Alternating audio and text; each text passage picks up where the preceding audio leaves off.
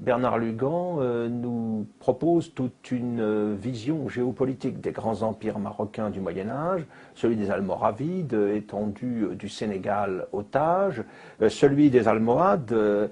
qui, à la différence de leurs prédécesseurs, surgit des déserts mauritaniens. Les Almohades, eux,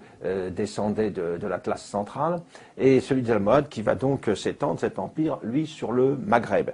du Maroc actuel à la Tunisie actuelle. Et dans les deux cas, il nous montre bien que la projection de ces empires berbères au-delà du détroit de Gibraltar en Espagne, à l'époque où s'intensifient les combats de la reconquête ibérique, ne pourra pas durer très longtemps. Il s'agit de séquences d'un gros demi-siècle à peu près dans chaque cas, entre la fin du XIe siècle et le début du XIIIe,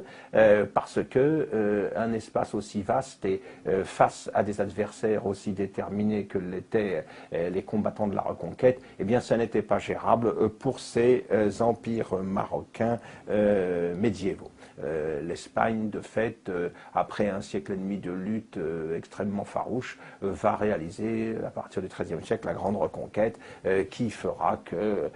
ensuite, les Marocains, notamment la dynastie mérinide qui suivra, ne pourra reprendre pied dans la péninsule ibérique, ne pourra pas faire grand-chose pour apporter une aide quelconque au petit sultanat nasride de Grenade qui finira par disparaître à la fin du XVe siècle. Alors, à l'inverse, Bernard Lugan nous montre également comment, après la reconstitution d'un État mérinide beaucoup plus centré sur le Maroc, la dynastie ouattacide, puis surtout la dynastie saadienne, ouvre des perspectives nouvelles, notamment dans le cas des Saadiens, qui vont être les garants, en quelque sorte, de l'indépendance du Maroc, en faisant face d'une part aux Portugais,